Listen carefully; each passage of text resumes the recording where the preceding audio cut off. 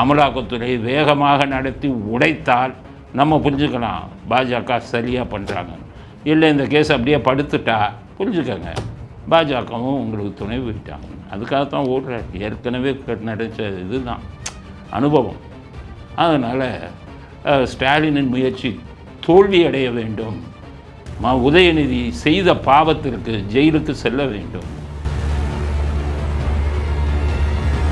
மேல்முறையீடுக்கு தான் நீ சுப்ரீம் கோர்ட்டுக்கு போகணும். நீ மாநில அரசாங்கம் நேரடியாக போக முடியாது. மத்திய அரசாங்கம் ஏதாச்சும் சம்மந்தப்பட்டிருந்தால் நீ நேரடியாக போகலாம். இது மாநில அரசு சம்மந்தப்பட்டது, துணைவேந்தர்கள் சம்மந்தப்பட்டது. ஹைகோர்ட்டில் நீ வழக்கை நடத்தி வழக்கு உனக்கு தோல்வியாக முடிந்தால் மட்டுமே நீ உச்ச நீதிமன்றத்துக்கு போகணும். பைபாஸ் பண்ணுறான். 2000 ரூபா இல்லையா 1000 ரூபா இல்லையா புட்டி அவனை விடவே கூடாது. புட்டி அவனை 500 புடி 1000 புடி அவனை பிச்சைக்காரனாக்கி வெளில அனுப்பு. இதுதான் பேங்க்குகளின் இன்றைய நிலைமை. இதுதான். அதே இது பார்த்தீங்கன்னா பெரிய பணக்காரனுக்கு கார்பரேட்டுக்கெல்லாம் லோனை தள்ளுபடி பண்ணிடுறான்.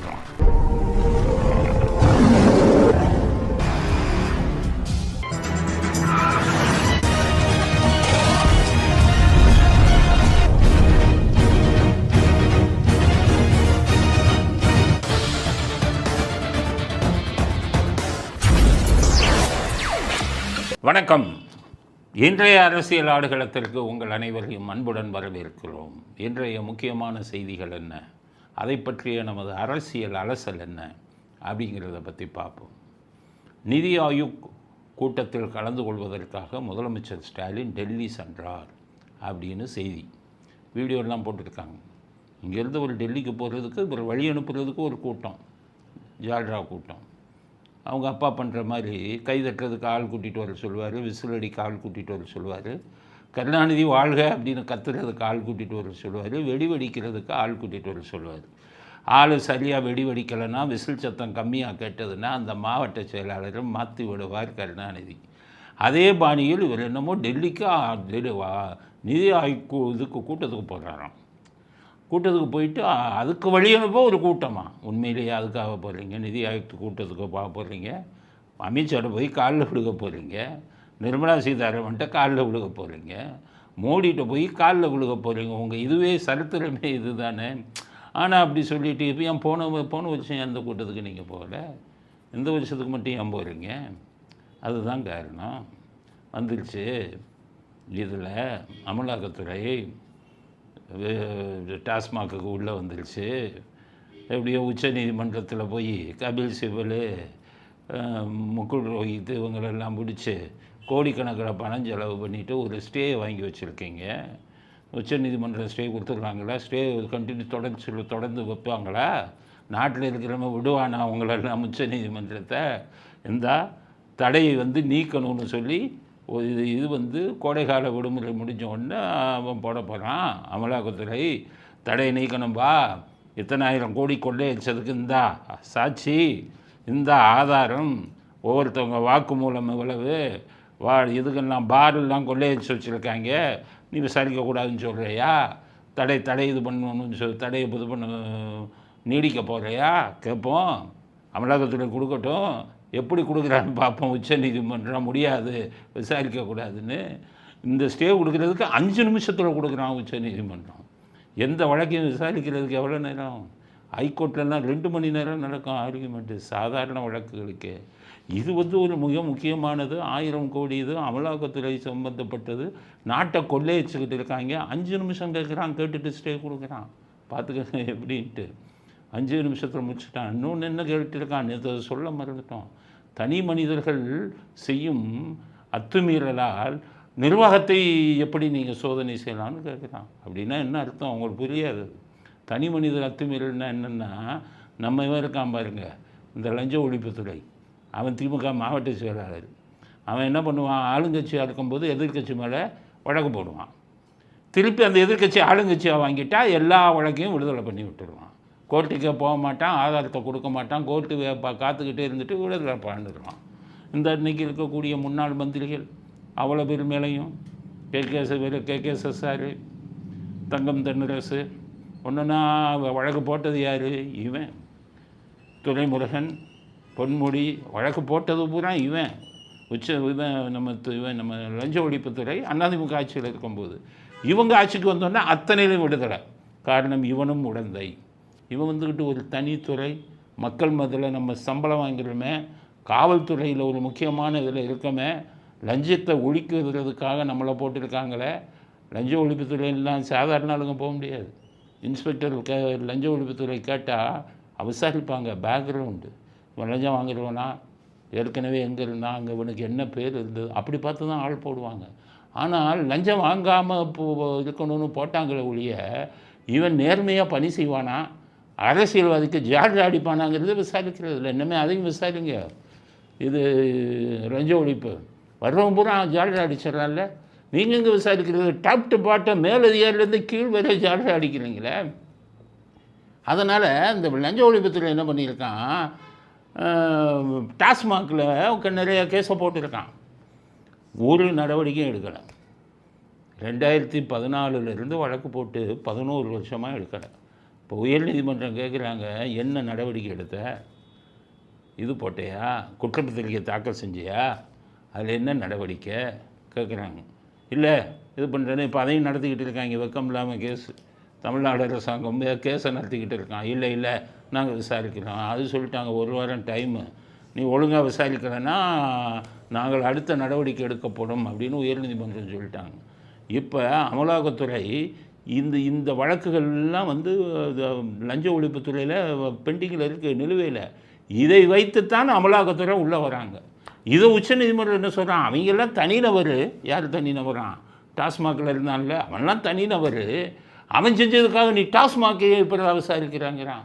அவனை விசாரித்து அவனுடைய இது அமலாக்கத்துறை என்ன பண்ணாங்க, அந்த தனிநபர் எஃப்ஐஆர்லாம் வாங்கினாங்க. அதாவது இந்த உச்சநீதிமன்றம் இருக்கிறவங்களுக்கு தான் புரியாது, நீங்கள் புரிஞ்சுக்கோங்க, உங்களுக்கு சொல்கிறேன். இவங்க என்ன பண்ணாங்க, அமலாக்கத்துறை லஞ்ச ஒழிப்புத்துறையிட்ட டாஸ்மாக் மேலே நீ இத்தனை எஃப்ஐஆர் போட்டிருக்க, அந்த காப்பியை கொடுன்னு வாங்கினாங்க.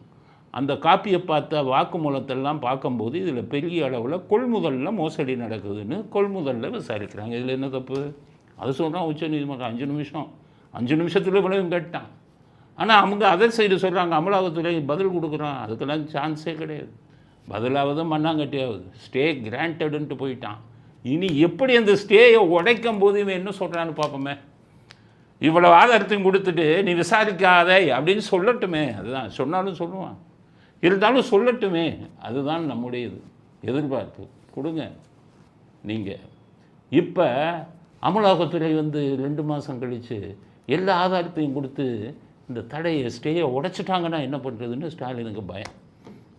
உதயநிதி உள்ளே போயிடுவார், ரத்தீஷை சொல்லி கொடுத்துருவானே, உதயநிதி ஜெயிலுக்கு போயிடுவார்.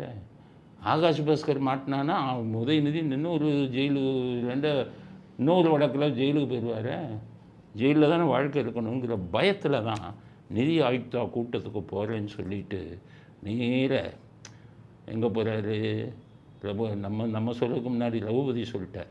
இந்த சுரங்க மந்திரி, சட்டம் தெரியாத சட்ட மந்திரி, இப்போ சுரங்க மந்திரி அவர் சொல்லிட்டார். அவர் நிதி சம்பந்தமான கூட்டத்தில் தான் கலந்துக்க போகிறாரு. அவர் அமித்ஷா வீட்டுக்கு போகலன்னாரு. நாங்கள் அமித்ஷா வீட்டுக்குன்னு சொல்லலையே, நீங்கள் ஏன் அமித்ஷா வீட்டுக்குன்னு சொல்கிறீங்க? அப்போ அமித்ஷா வீட்டுக்கு போகிறதுக்கு ஐடியா இருக்குது. அதனால் ஸ்டாலின் போனார் டெல்லி. போன உடனே யாருக்குமே சந்தேகம் வரக்கூடாதுன்னு முதல்ல போய் ராகுல் காந்தியும் சோனியா காந்தியும் பார்த்துட்டார். சும்மா பேருக்கு, நம்மளெல்லாம் நம்ப வைக்கணும்ல. பண்ணிவிட்டு இன்றைக்கி மெதுவாக இவர்கிட்ட பிரைம் மினிஸ்டர் மோடிகிட்ட அப்பாயின்மெண்ட்டு கேட்டிருக்காரு. இன்றைக்கி பார்க்கணும், கொடுங்க. எது நிதி சம்மந்தமாக பேசவா, இல்லை 10 லட்சம் கடன் சம்மந்தமாக பேசவா? போனால் என்ன சொல்லுவார், இந்த ரொம்ப தொந்தரவு கொடுக்குறாங்க இந்த அமலாக்கத்துறை பையனை பிடிக்கிறதுக்கு, இந்த டாஸ்மாக் இதெல்லாம் ஏதோ ஸ்டே வாங்கிட்டோம் உச்சநீதிமன்றத்தில், அதை அப்படியே தொடருங்க, ஸ்டேயை நீக்கணும்னு சொல்லி எல்லாம் பண்ணாதீங்க அப்படின்னு கேட்க போகிறார். ஆனால் பிரைம் மினிஸ்டர் மோடி என்ன சொல்லுவாருன்னு முன்னாடியே சொல்லிடுறேன். அவர் என்ன சொல்லுவார், நீங்கள் அமித்ஷாவை பாருங்கள், நான் அமித்ஷாவை பார்க்குறேன், நீங்கள் ஒரு வார்த்தை அமித்ஷாட்ட சொல்லுங்கள், இல்லை நீங்கள் அமித்ஷாவை பாருங்கள் அப்படிங்க. அமித்ஷாவை எங்கே பார்க்குறது, ஆஃபீஸில் பார்த்தா நம்ம ஆளு பூரா நியூஸ் போட்டுருவான், எல்லாம் கேமரா வச்சு சுற்றிக்கிட்டு இருக்கான். டெல்லியில் ஸ்டாலின் எங்கே போகிறாரோ கேமரா, ரகசிய கேமரா, வட இந்தியாவான்லாம். நம்மளால் சுற்றுவானா? நம்மளால் இங்கே இருக்கிற டிவி சேனல்லாம் மாதம் எவ்வளவுன்னு வாங்கிட்டு உட்காந்துட்டான். யூடியூப்லேயும் 3/4 பேர் ஜால்ரா அவனுக்கு அவங்களுக்கு. அதனால் இவன் கேமராவோட இங்கே போக மாட்டான். வட இந்திய ஊடகங்கள்லாம் கேமரா வச்சுட்டு சுற்றுறான், அவர் யாரை பார்க்குறாரு. அதனால் ஏதாச்சும் 5 ஸ்டார் ஹோட்டலில் இல்லைன்னா நிர்மலா சீதாராமனை பார்த்தார்ல ஏர்போர்ட்டில் ரகசியமாக, அது மாதிரி எங்கேயாச்சும் ஏர்போர்ட்டில் அமித்ஷாவை பார்க்குறதுக்கு தான் அடுத்து பண்ணுவார், முயற்சி செய்வார். அதற்காகத்தான் டெல்லி போனார். அடுத்தது சீதாராமனையும் பார்ப்பாங்க. நிர்மலா சீதாராமனை விட மாட்டாங்க. ஏன்னா அவங்க நிறைய உதவி செஞ்சுருக்காங்க. G2 இன்கம் டேக்ஸ் ரைடு வரும்போது டெல்லி ஏர்போர்ட்டில் போய் ஒரு பார்த்த மறுநாள் நின்றுச்சு பாருங்கள் G2 இன்கம் டேக்ஸ் ரைடு. ஆனால் வந்த உடனே என்ன பண்ணார், அடி அவங்களுக்கு ஒரு வேட்டு வச்சாங்க. அப்போ தான் அவங்க சொன்னாங்க, எவ்வளோ உதவியெல்லாம் செஞ்சோம், கடைசி என்னவே திருப்பி தாக்குறாங்க. அதுதான்மா திராவிட மாடல்னு நான் கதையெல்லாம் சொன்னேன். அதாவது வரம் கொடுத்தவனுக்கே இதில் தலையில் கை வச்ச மாதிரிம்பாங்க. இவங்க வரம் கொடுத்தவனுக்கெல்லாம் எப்படி வைப்பாங்கன்னு எம்ஜிஆர் காலத்தில் ஆரம்பித்து எடப்பாடி வரம் கொடுத்தவங்களுக்கு என்ன பண்ணாங்கன்னுலாம் சொன்னேன். அது மாதிரி இப்போ போய் நிர்மலா சீதாராமனை பார்த்துட்டு அமித்ஷாவை பார்த்துட்டு அமலாக்கத்துறையை அடைக்கி வாசிக்க சொல்லலாம்னு போயிருக்காரு. பாஜக தலைவர்கள் என்ன பண்ணுறாங்கன்னு தெரியலை. 23 MP வச்சுருக்காங்களே, தயவு வேணும்னு உதவி செய்கிறார்களா, இல்லை விடக்கூடாது இதில் உள்ள தள்ளிடணும்னு முயற்சி செய்கிறாங்களான்னு தெரியல. அதனால் உச்ச நீதிமன்றத்தில் அந்த தடையை அமலாக்கத்துறை வேகமாக நடத்தி உடைத்தால் நம்ம புரிஞ்சுக்கலாம் பாஜக சரியாக பண்ணுறாங்கன்னு. இல்லை இந்த கேஸ் அப்படியே படுத்துட்டா புரிஞ்சுக்கங்க பாஜகவும் உங்களுக்கு துணை போயிட்டாங்க. அதுக்காகத்தான் ஓடுறார். ஏற்கனவே நடச்ச இதுதான் அனுபவம். அதனால் ஸ்டாலினின் முயற்சி தோல்வி அடைய வேண்டும். உதயநிதி செய்த பாவத்திற்கு ஜெயிலுக்கு செல்ல வேண்டும். டாஸ்மாகில் இவர்கள் அடித்த கொள்ளைக்கு இவர்களுக்கு தண்டனை கிடைக்க வேண்டும் என்று நாம் வேண்டுவோம். ஸ்டாலினின் பயணம் தோல்வியில் முடியட்டும். இதுக்கிடையில் இவங்க திமுகவுக்கு வக்கீலுங்க, இவங்கெல்லாம் எப்படி வக்கீலாக இருந்தாங்கன்னு தெரியாது. சரவணன்னு போட்டிருக்காங்க. அவர் என்ன சொல்கிறாரு, ரோட்டில் குப்பை கிடந்ததான் டாஸ்மாகை பற்றி, அதை எடுத்துகிட்டு பெருசாக்குறாங்க. இப்படி ஒரு வக்கீல் இவர் எப்படி கேஸ் நடத்துவார் யோசிங்க. இப்படி ஒரு வக்கீல் ரோட்டில் கிடந்த பேப்பரை எடுத்துகிட்டு அமலாக்கத்துறை விசாரிக்கிறாங்கன்னா நீங்கள் படித்த படிப்புக்கு என்னையா மரியாதை? படித்தவன் மாதிரி பேச வேணாமா? ஒரு வழக்கறிஞர் இல்லையா? அவன் ஆதாரத்தை பேங்க் ஸ்டேட்மெண்ட்டை கொண்டு வரான். பேங்க்குகளில் எப்படி வங்கிகளில் பண பரிமாற்றம் நடந்திருக்கு எல்லாத்தையும் பிடிச்சிட்டான். அவங்க விசாகன்லேருந்து அவ்வளோ பேர்ட்டையும் வாங்கி எல்லாம் எழுதி கொடுத்துட்டாங்க வாக்கு மூலம். ஒரு வழக்கறிஞர் இருந்துட்டு இவ்வளோ ஒன்றுமே தெரியாமல் பொறுப்புலாம் பாவம். இவங்களை நம்பி போகிறானே கிளையண்ட்டு, கட்சிக்காரன் போகிறானே அவன் பாடு, அவ்வளோதான். இப்படி தானே கோர்ட்லேயும் போய் பேசுவீங்க. ஒரு வழக்கறிஞர் சட்டப்படி பேச வேணாமா? அமலாக்கத்தில் ரோட்டில் போகிற பேப்பர் எடுத்துகிட்டு பண்ணுவானா அப்படின்னு அவர் பேசுகிறார். எப்படி திமுகவுடைய தரம் பாருங்கள், எப்படி ஆளுங்க இருக்காங்க. எல்லாருமே இப்படி தான் திமுக ஆளுங்களே. இதில் அப்பாவு கோமாளி அப்பாவு அவர் என்ன சொல்கிறாரு, அமலாக்கத்துறை டாஸ்மாகை விசாரித்த மாதிரி அதானியை விசாரிக்கணுமா. அதானி சொந்த கம்பெனி வச்சுருக்காரு, சுயமாக சம்பாதிக்கிறாரு. எல்லா பணக்காரங்களும் பண்ணுறது மாதிரி அரசியல்வாதிகளுக்கு டொனேஷன் கொடுப்பாரு. அவங்க பிஸ்னஸ் போடுறதுக்காக உங்களை மாதிரி அரசியல்வாதிகளுக்கு லஞ்சம் கொடுப்பாரு. அதானிகிட்டே லஞ்சம் வாங்கின ஆளுங்க நீங்கள். உங்கள் பேர் அமெரிக்கன் கோர்ட்லேயே காதி துப்பிட்டாங்க. அதானிகிட்ட நீங்கள் பணம் வாங்கினதா அமெரிக்கன் நீதிமன்றத்தில் வழக்கே வந்தது. வெக்கமான ரோஷம் கொஞ்சம் கூட இல்லாமல் இவர் நம்ம சபாநாயகர் அப்பாவு எங்களை விசாரித்தது மாதிரி அதானியை விசாரிக்கணும், டாஸ்மாக் விசாரித்த மாதிரி. அதானி அவன் சொத்து, அவன் சம்பாதிக்கிறதுல அவன் முறைகேடு பண்ணுவான். நீங்கள் மக்கள் பணத்தை கொள்ளையடிச்சுக்கிட்டு இருக்கீங்க. 1 லட்சம் சம்பளம் வாங்கிட்டு ஒவ்வொருத்தரும் 300 கோடியில் வீடு கட்டினா வெக்கம் இல்லாமல் அதானியை விசாரிக்கணும்னா என்ன அர்த்தம்? உங்களை மாதிரி அயோக்கியர்களை மக்கள் பணத்தை கொள்ளையடிப்பவர்களைத்தான் விசாரிக்கணும் அப்படிங்கிறது. இப்படி ஆட்கள் இந்த RS பாரதி, இந்த அப்பாவு இவங்களை வச்சுக்கிட்டு ஸ்டாலின் பேசிக்கிட்டு இருந்தால் என்ன அர்த்தம்? அவர் பேச பயப்படுறாரு. ஏன்னா பேப்பரில் எழுதி கொண்டு வரணும், அதை சரியாக படிக்கணும். படிக்கும்போது நிறையா உளர்றாரு. அவர் இது பெரிய தலைவலியாக இருக்குது, இவங்களே பேசட்டும்னு விட்டுட்டாருன்னு நினைக்கிறேன். அதனால் டெல்லியின் பயணம் தோல்வியில் முடிய வேண்டும். ஸ்டாலினின் பயணம், பிரைம் மினிஸ்டரும் அமித்ஷாவும் எந்தவித இதுக்கும் ஒத்துக்கக்கூடாது. அமலாக்கத்துறை கடுமையான நடவடிக்கையை தொடர வேண்டும். இந்த ஸ்டேயை உடைப்பதற்கான வழிகளில் அமலாக்கத்துறை ஈடுபட வேண்டும். நாங்கள் மக்கள் மன்றத்திலிருந்து நாங்கள் காத்து கொண்டிருப்போம், உங்களை வாட்ச் பண்ணுவோம். பிஜேபி சொல்கிறேன், உங்களை நாங்கள் கண்காணிப்போம், நீங்கள் திமுகவுக்கு துணை போடுறீங்களான்னு என்பது முதல் கருத்தாக பதிவு செய்ய விரும்பும். அடுத்து ஒரு கேஸ் போட்டாங்க திமுக. என்ன கேஸுனா நிதி ஒதுக்கீடு. கல்விக்கு மத்திய அரசு நிதி ஒதுக்கீடு எப்படி கொடுத்தாங்கன்னா, புதிய கல்வி திட்டத்தில் சேர்ந்தால் அவர்களுக்கு 2500 கோடி மாநில அரசுக்கு நாங்கள் நிதி கொடுப்போம். ஏன் புதிய கல்வி திட்டத்தில் சேர்ந்தால் நிதி கொடுக்கணும்? வசதிகளை மேம்படுத்தணும். 4-5 மொழிகளில் படிப்பாங்க, 4-5 வாத்தியார்களை அப்பாயிண்ட் பண்ணணும். பள்ளிகளில் அதுக்கு தேவையான இன்ஃப்ராஸ்ட்ரக்சர் வசதிகளை செஞ்சு கொடுக்கணும். இதுக்காக மத்திய அரசாங்கம் எந்தெந்த மாநிலம் கொடுக்குறீங்களோ, புதிய கல்விக் கொள்கையை ஏற்றுக்கொள்வதாக ஒப்பந்தத்தில் கையெழுத்து போட்டுறீங்களோ அவங்களுக்கு 2500 கோடி. இவன் முட்டாள் இல்லை. இவன் என்ன சொல்கிறான், நான் புதிய கல்வி திட்டத்தில் சேர மாட்டேன், 2500 கோடியை கொடு. இந்த வாழைப்பழ கதை, 2500 கோடியை கொடு, நான் சேர மாட்டேன். வெக்கம் இல்லாமல் போய் ஹைகோர்ட்டுக்கு போயிட்டான். ஹைகோர்ட்டில் கேட்டிருக்கான். ஹைகோர்ட்டில் நோட்டீஸ் அனுப்புனாங்க.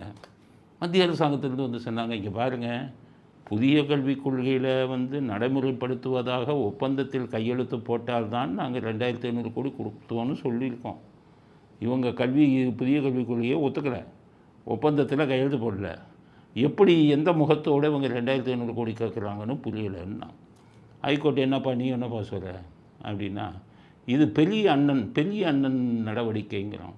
பெரிய அண்ணன் நடவடிக்கை என்னென்ன இங்கிலீஷில் பிக் பிரதர் ஆட்டிடியூடுன்னு சொல்லுவாங்க. அதை அப்படியே தமிழில் மொழிபெயர்த்துட்டான். பெரிய அண்ணன் நடவடிக்கை இல்லைப்பா. பிக் பிரதர் ஆட்டிடியூட்னா ரொம்ப மோனோபோலியாக தன்னிச்சையாக செய்வதற்கு பிக் பிரதர் ஆட்டிடியூட். இது தன்னிச்சை இல்லை. மத்திய அரசாங்கம் சொல்லிட்டாங்க. கல்வி மாநில பட்டியல்லையும் மத்திய பட்டியலையும் வருது.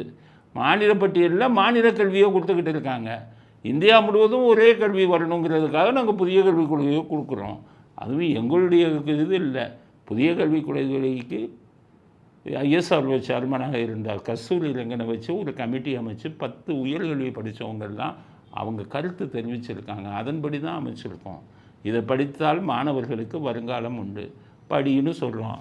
இவன் முடியாது, எங்கள் தாத்தா கொண்டு வந்த சமச்சீர் கல்வியை தான் படிக்க வச்சு எல்லா பேரும் முட்டாளாக்குவேன், என்னுடைய பாடத்திட்டத்தில் கருணாநிதியை பற்றியும் ஈவேராவை பற்றியும் இல்லாததையும் பொல்லாதையும் சொல்லி கல்வியை சொல்லிக் கொடுப்பேங்கிறான். அப்போ சொல்லிக்கப்பான்ட்டோம். 2500 கோடி கொடுன்னா என்ன அர்த்தம் அப்படின்னு சொல்லியிருக்காங்க. ஹைகோர்ட்டு என்ன தீர்ப்பு? ஹைகோர்ட்டு அதெல்லாம் நீ கேட்குறது தப்புப்பான்னு தான் சொல்லுவாங்க. ஆனால் அங்கே போயிடுவானே சுப்ரீம் கோர்ட்டுக்கு. முகில் ரகோத் அந்த ஒரு 2 வக்கீலுங்க இருக்காங்கல்ல, கபில் சிபல், முகில் ரகோத், இவங்களெல்லாம் வச்சுக்கிட்டு அங்கே போய் பார்த்துக்கலாம் அப்படின்ட்டு போட்டிருக்காங்க. இந்த வழக்கம் நாசமாக போகணும், இவங்களுக்கு இங்கேயே தோக்கணும். சுப்ரீம் கோர்ட்டில் போய் கோடி தான் வச்சுருக்காங்கல்ல, அந்த 2 வக்கீல் இருக்கான். அவன் இவங்க சம்பாதிச்சு ஊழலில் சம்பாதிச்சு அத்தனை கோடியும் அவன் கொள்ளையடிச்சிட்டு போகிறான். கேஸை ஜெயிச்சு கொடுத்துட்டு எப்படியோ கெட்ட வழியில் வந்த பணம் இதிலே போகுது. அதனால் அந்த வழக்கு என்ன ஆகுதுங்கிறத பொறுத்திருந்து பார்ப்போம். அடுத்து இன்னொரு வழக்கு போட்டுக்கிட்டே இருக்கான். இது பாருங்கள், இதுவும் சட்ட சம்பந்தப்பட்ட பிரச்சனை. என்னென்னா துணைவேந்தர்கள் சட்டம், துணைவேந்தர்கள் அதை அரசாங்கம் நியமிக்க ஹைகோர்ட்டு தடை கொடுத்துட்டாங்க. உயர் நீதிமன்றம் நிறுத்தி வைக்கிட்டாங்க. அப்போ நிறுத்தி வையின்னா அடுத்த ஸ்டெப் என்னென்னா, இவங்க ஸ்டேயை வெக்கேட் பண்ண சொல்லி கேட்கணும், தடையை இல்லையா அந்த வழக்கை நடத்தணும். அந்த வழக்கை நடந்து அந்த வழக்கின் தீர்ப்பு இவங்களுக்கு பாதகமாக போயிட்டா அப்போ தான் உச்ச நீதிமன்றத்துக்கு போக முடியும். இதுதான் சட்டம் சொல்லுது. ஆனால் இங்கே கேஸில் தடை கொடுத்தாச்சு. இங்கே கேஸையே நடத்தாமல் இன்றைக்கி சுப்ரீம் கோர்ட்டில் கேஸை போட்டான். எப்படின்னா, ஹைகோர்ட்டில் கேஸு நடக்குது, தடை கொடுத்துட்டாங்க, இந்த கேஸை நடத்த வேணாம், நீங்கள் சுப்ரீம் கோர்ட் நேரடியாக எடுத்துருங்க. என்ன பாருங்கள், சட்டத்திலே இல்லாதது. Supreme court is an appellate court. Supreme court appeal பண்ணுறதுக்கு தான் நீங்கள் போகணும். மேல்முறையீடுக்கு தான் நீ சுப்ரீம் கோர்ட்டுக்கு போகணும். நீ மாநில அரசாங்கம் நேரடியாக போக முடியாது. மத்திய அரசாங்கம் ஏதாச்சும் சம்மந்தப்பட்டிருந்தால் நீ நேரடியாக போகலாம். இது மாநில அரசு சம்மந்தப்பட்டது, துணைவேந்தர்கள் சம்மந்தப்பட்டது. ஹைகோர்ட்டில் நீ வழக்கை நடத்தி வழக்கு உனக்கு தோல்வியாக முடிந்தால் மட்டுமே நீ உச்ச நீதிமன்றத்துக்கு போகணும். பைபாஸ் பண்ணுறான். கேஸ் அங்கே போட்டு நேரடியாக நீங்கள் கேஸை எடுத்துருங்கங்கிறான். ஆனால் உச்ச நீதிமன்றம் தான் கொடுத்தாலும் கொடுப்பாங்க. ஆமாம் நானே கேஸை எடுத்துக்கிறேன் அப்படின்னு சொல்லி உங்களுக்கு சாதகமாக தீர்ப்பு வந்தாலும் வரலாம். நிறைய பேர் கேட்டாங்க, என்னங்க நீங்கள் தீர்ப்பு அப்படியெல்லாம் விமர்சனம் பண்ணுறீங்க அப்படின்ட்டு. நான் தீர்ப்பை விமர்சனம் பண்ணுறேன்னா நம்ம உங்கள் மேலே இது கோர்ட் அவமதிப்பு எடுப்பாங்களா? கோர்ட் அவமதிப்பு இவங்க எடுக்க முடியாத. ஏன்னா சட்டம் என்ன சொல்லுதுன்னா, கண்டெம்ப்ட் ஆஃப் கோர்ட்டில் in the interest of the public, பப்ளிக்னா மக்கள் நலன் சார்ந்த விமர்சனங்கள் இருந்தால் அது கண்டெம்ப்ட் ஆஃப் கோர்ட்டு வராது. கோர்ட் அவமதிப்பு. நான் மக்கள் சார்ந்த விமர்சனத்தை தானே பண்ணுறேன். மக்களுக்கு எதிராக போகக்கூடிய, நாட்டுக்கு எதிராக, ஜனநாயகத்துக்கு எதிராக, ஊழலுக்கு எதிராக இவர்கள் செய்யக்கூடிய அட்டூழியங்களை சுட்டி காட்டுறோம். அது மக்கள் சார்ந்த பணி. போட்டால் போடட்டும், மக்கள் சார்ந்த பணியான்னு சொல்லுவோம். ஃபேர் கிரிட்டிசிசம் அதே சட்டத்தில் வருது. ஃபேர் கிரிட்டிசிசம், நியாயமான விமர்சனங்கள் இருந்தால் அது கண்டெம்ப்ட் ஆஃப் கோர்ட்டு வராது, கோர்ட் அவமதிப்பு வராது. நான் நியாயமான கோரிக்கைகளை தானே நம்ம சொல்கிறோம். தப்பு செய்தால் யாராக இருந்தாலும் என்ன, உச்சம் நீதிமன்றம் செஞ்சால் அவன் செய்கிறதுக்கெல்லாம் தலையாட்டிட்டு போக முடியுமா? அதனால தான் நம்ம விமர்சித்து பேசுகிறோம். அதனால் இதுலேயும் ஹைகோர்ட்டே விசாரிக்காமல் சுப்ரீம் கோர்ட் அங்கே எடுக்கிறானான்னு பார்ப்போம். பார்த்தா அப்புறம் அதை பற்றியும் பேசுவோம். மக்களுக்கு விழிப்புணர்வை கொடுப்போம். இப்படியெல்லாம் அயோக்கியத்தனம், அநியாயம் எல்லா பேரும் பண்ணுறான்டா. அரசியல்வாதி மட்டும் இல்லை, காவல்துறையும் பண்ணுறான், நீதித்துறையும் பண்ணுறாங்கிறதை எடுத்து சொல்லுவோம். அதற்கு பிறகு நடப்பது நடக்கட்டும்ங்கிறதுக்காகத்தான் இந்த மாதிரி கருத்துக்களை நான் பதிவு செய்கிறேன். அடுத்தது தயாநிதி மாதிரி அவர் சும்மா இருக்காமல் அவர் பார்த்தார், அவன்டா என்ன எல்லா பேரும் பேசிக்கிட்டு இருக்கான், நம்ம பேர் பத்திரிகையிலையும் வரல, டிவிலையும் வரல, நம்ம டிவியில் வரணும்னு சன் டிவி கூப்பிட்டு, அவங்க அண்ணன் டிவி தானே, சன் நியூஸை கூப்பிட்டார், நான் சொன்ன மாதிரி போடு அப்படின்ட்டு நேற்று ஒரு நியூஸை போட்டான். தயாநிதி மாறன் கருத்து யாரடா திட்டலான்னு பார்த்தாரு, இழிச்சவங்க யாரும் கிடைக்கல. இந்த இபிஎஸ்ஸை பார்த்தா கொஞ்சம் இதாக இருக்குது, அவர் திரும்பி திட்ட மாட்டாப்புல, அதனால் இபிஎஸ்ஸை திட்டுவோம். உச்ச நீதிமன்றம் தடை கொடுத்துருக்க அமலாக்கத்துறை விசாரணைக்கு, அதை பற்றி ஏன் இபிஎஸ் பேசவில்லைன்னு ஒரு அறிக்கை. பேசுகிறதுக்கு இது கிடைக்கல. அதுக்கு ஏன் இப்போ நீங்கள் இபிஎஸ் ஏன் பேசலை? அமலாக்கத்துறை இவர் யோகியரா? உங்கள் கேஸை பற்றி பேசுங்க தயநிதி மாதிரி. நீங்கள் என்ன அமலாக்கத்துறைக்கு போயிட்டீங்க? பிஎஸ்என்எல் வழக்கில் உங்கள் கதை என்ன ஆகிக்கிட்டு இருக்க? சிபிஐ கோர்ட்டு முதல்ல உங்கள் வழக்கை ரத்து செஞ்சாங்க. ஹைகோர்ட் என்ன சொன்னாங்க? வலுவான ஆதாரம் இருக்கிறது, எப்படிடா ரத்து செஞ்சேன், நடத்துடான்ட்டாங்க. நான் வந்துக்கிட்டே இருக்கேன், 6-7 வருஷமாக நடந்துக்கிட்டு இருக்குது. அது வந்தால் நீங்கள் ஜெயிலுக்கு போகணுமே. ரொம்ப உங்கள் பழப்பை பார்க்காம நீங்கள் அமலாக்கத்துறைக்கு போயிட்டீங்க. அதுவும் பாவம் இபிஎஸ்ஸை திட்ட ஆரம்பிச்சிட்டிங்களே. அதனால் முதுகை திரும்பி பாருங்கள் அரசியல்வாதிகளே, தயாநிதி மாறன் போன்ற அரசியல்வாதி உங்கள் முதுகை திரும்பி பாருங்கள். நீங்கள் யோகியர்களாக இருந்தால் மற்றவர்களை பற்றி பேசுங்க அப்படிங்கிறத தயாநிதி மாறனுக்கு பதிலாக சொல்ல விரும்புகிறேன். இந்த ரிசர்வ் பேங்க் பாருங்கள், நகையை அடமானம் வைக்கிறது. நகையை யார் அடமானம் வைப்பா? பணம் இல்லாதவன் தான் வைப்பான். பணக்காரன் போய் நகையை அடமானம் வைப்பானா? நடுத்தர குடும்பத்தை சேர்ந்தவன், கீழே இருக்கிறவன், நடுத்தரத்துக்கும் குடும்பத்துக்கும் கீழ்மட்டத்தில் இருக்கிறவன், இவன் தான் போய் நகையை வைப்பான். அப்போ ஏழைகள் அவங்க. அதில் போய் இப்போ ரிசர்வ் பேங்க் வரான். அவன் எப்போவுமே ஏழையை தான் குறி வைப்பான். பேங்குகள்லாம் 2000 ரூபா இல்லையா 1000 ரூபா இல்லையா புட்டி அவனை விடவே கூடாது. புட்டி அவனை 500 புடி 1000 புடி அவனை பிச்சைக்காரனாக்கி வெளில அனுப்புது. இதுதான் பேங்குகளின் இன்றைய நிலைமை. இதுதான். அதே இது பார்த்திங்கன்னா பெரிய பணக்காரனுக்கு கார்ப்பரேட்டுக்கெல்லாம் லோனை தள்ளுபடி பண்ணிடுவான். ஆயிரக்கணக்கான கோடியை தள்ளுபடி பண்ணுவான். நிரவ மோடி எல்லாத்துக்கும் தள்ளுபடி பண்ணுவான். ஆனால் பாவம் நடுத்தரத்துலேருந்து ஒரு நகை அடகு வைக்கிறான், அவனுக்கு 1008 கண்டிஷன் போடுறான். முன்னாடியெல்லாம் நகையை வச்சாங்கன்னா 80% கொடுப்பாங்க. சில பேங்க்கில் மேனேஜரை நீங்கள் இது பண்ணிங்கன்னா 85% கொடுப்பாங்க. முன்னாடி பார்த்தான் நம்ம ரிசர்வ் பேங்க் பார்த்தான், என்னடா இந்த ஏழைகள் பூரா பாட்டுக்கு 80% 85% லோன் வாங்கிட்டு போகிறான். அப்போ கந்து வட்டி கொடுக்குறவனுக்கெல்லாம் வியாபாரம் நடக்கலையே. 5 வட்டி 4 வட்டின்னு கொடுக்குறவனுக்கு வியாபாரம் நடக்கலையே. சிட்டி பேங்க்கில் கிரெடிட் கார்டுன்னு வச்சுக்கிட்டு கொள்ளையடிச்சுக்கிட்டு இருக்கான். அவன்கிட்ட எவனும் லோன் வாங்க மாட்டேங்கிறான். இந்த மாதிரி நகை அடகு வச்சு வாங்குறான். இதுக்கு ஒரு வழி பண்ணணுன்ட்டு போட்டான். இன்னுமே 75% மேலே லோன் கொடுக்கக்கூடாதுன்ட்டான். யார்? இவன் ரிசர்வ் பேங்க். அதனால் இனிமேல் ஏழைகள் நடுத்தர மக்கள் பேங்க்குகளில் நீங்கள் வச்சிங்கன்னா 75% தான். அடுத்தது இன்னொன்று இருக்குது, பேங்க்கில் நகை அடகு வச்சுருவாங்க. அடகு வச்சதுக்கப்புறம் நகை விலை ஏறிக்கிட்டே போகும். அப்போ அடகு வச்சவங்க என்ன பண்ணுவாங்க? மேற்கொண்டு லோன் போடுவாங்க. பாருங்கள், நான் நகையை வச்சேன், நகை மதிப்பு கூடிடுச்சு, 1 லட்சத்துக்கு வச்சேன், 120,000 ரூபா கூட லோன் போட்டு கொடுங்கன்னா சட்டத்தில் வழி இருந்தது. ரிசர்வ் பேங்க் பார்த்தான், இதில் தப்பிச்சுக்கிட்டு இருக்காண்டா ஏழைகள் போகிறான், இதுலேயும் அடி மூடு.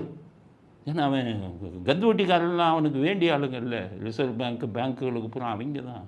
இவன் பூரா கந்து வட்டிக்காரன்ட்ட துரத்துன்னு முடிவுக்கு வந்துட்டாங்க.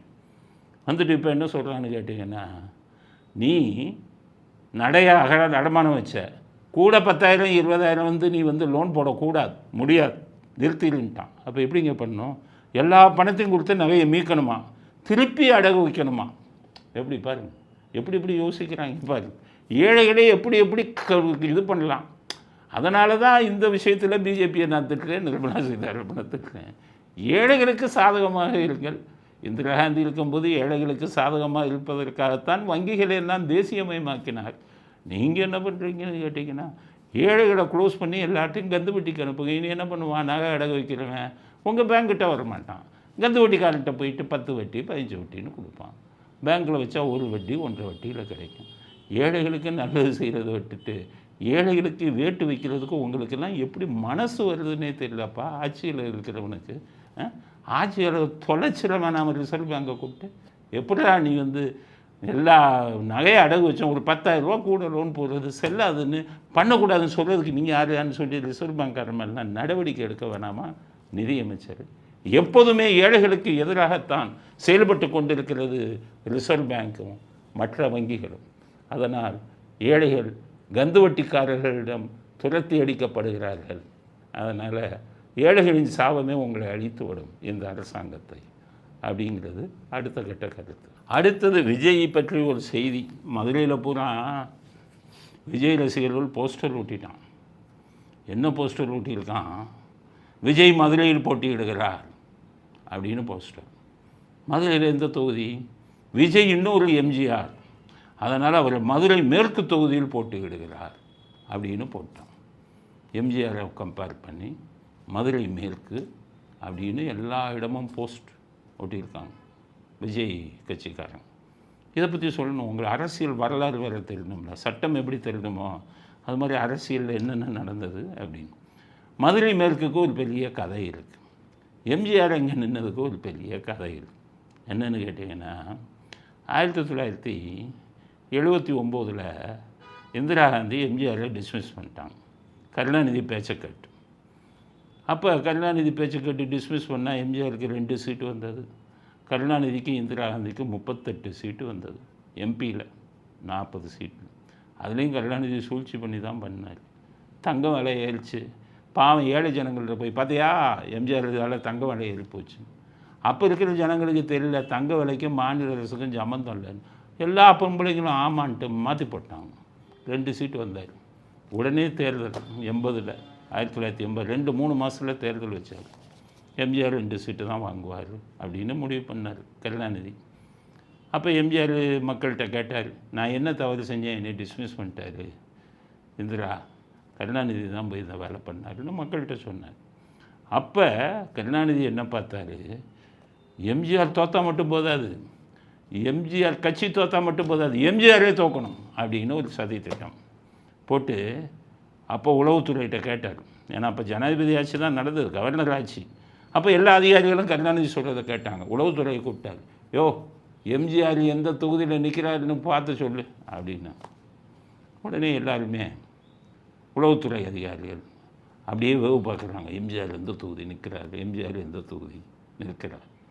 அவர் பயங்கரமான ஆளாச்சு. அவர் 2 வருஷம் முதலமைச்சராக இருந்து உளவுத்துறையை பார்த்தவரில்ல. இவங்களுக்கு பூஜாண்டி காட்டினார். கடைசி வரை இவர் எங்கே நிற்கிறாருங்கிறது யாருக்குமே தெரியல, யாருக்குமே தெரியல. இன்றைக்கு எல்லா இதுக்கும் வேட்பாளர் அறிவிச்சாங்க.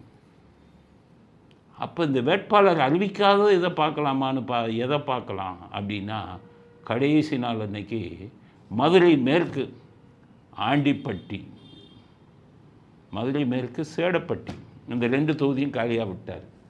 வேட்பாளராக அறிவிக்கிறார். கருணாநிதிக்கு உளவுத்துறை சொன்னாங்க, சார் 2 தொகுதியில் ஏதோ நிற்க போகிறார், மதுரை மேற்கு இன்னொன்று சேடப்பட்டி, இதில் தான் நிற்க போகிறார். கருணாநிதி சொன்னார், ஐயோ முட்டாளர், அது எனக்கே தெரியும். அவர் தான் எல்லா இதுக்கும் வேட்பாளர் அறிவித்து 2க்கு மட்டும் விடலை, அதனால் எல்லாருக்குமே தெரியுமே, நீ என்ன உளவுத்துறை சொல்லியா, உனக்கு ஒன்றுக்கு லாயக்கில்லை, அது எந்த தொகுதியில் நிற்கிறான்னு சொல்லலை அப்படின்னா 3 மணிக்கு லாஸ்ட் நாமினேஷன் வேட்புமனு தாக்கல் செய்ய.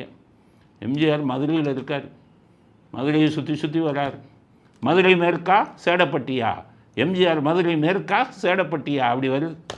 எஸ்எஸ் ராஜேந்திரன் ஒரு நடிகர் இருந்தார், அவர் எம்ஜிஆருக்கு ரொம்ப நண்பர். அவர் மட்டும் காரில் உட்கார வச்சுக்கிட்டார். உட்கார வச்சுட்டு அப்படியே மதுரையவே சுற்றிக்கிட்டு இருக்காங்க 12 மணியில் இருந்து. எல்லா பேரும் இந்த 2 தொகுதியிலையும் போய் அந்த நாமினேஷன் போடுற இடத்துல கேமரா வச்சு காத்துக்கிட்டு இருக்காங்க. கரெக்டாக 3 மணியோடு முடியுதுன்னா 2:50க்கு சேடப்பட்டியில் போய் எஸ்எஸ் ராஜேந்திரன் ஃபைல் பண்ணுறாரு. மதுரை மேற்கில் வந்து எம்ஜிஆர் ஃபைல் பண்ணுறாரு. உடனே கருணாநிதி விட்டக்கூடாத மதுரை மேற்கு அடின்னு சொல்லி ஜாதி பிரச்சனையை கிளப்பினார். அங்கே பொன்று முத்துராமலிங்கம்னு முக்குளத்தூரை சேர்ந்தவரை போட்டிருந்தாங்க. மதுரை மேற்கில் முக்குளத்தூர் அதிகம், அதனால் ஜாதியை வச்சு எம்ஜிஆரை தோற்கடிக்கணும்னு அடி பண்ணிக்கிட்டே இருந்தது. எம்ஜிஆர் தோற்று விடுவார் அப்படின்னு ரொம்ப சந்தில் இருந்தார். ரொம்ப இது இருந்ததில் கருணாநிதி அண்ணா நகர், மதுரை சென்னை அண்ணா நகரில் நின்றவர் அங்கேயே பார்த்துக்கிட்டு இங்கே கோட்டை விட்டார். ரிசல்ட்டு வந்தது. கருணாநிதி 5000 ஓட்டு வித்தியாசத்தில் பின்தங்குகிறார்.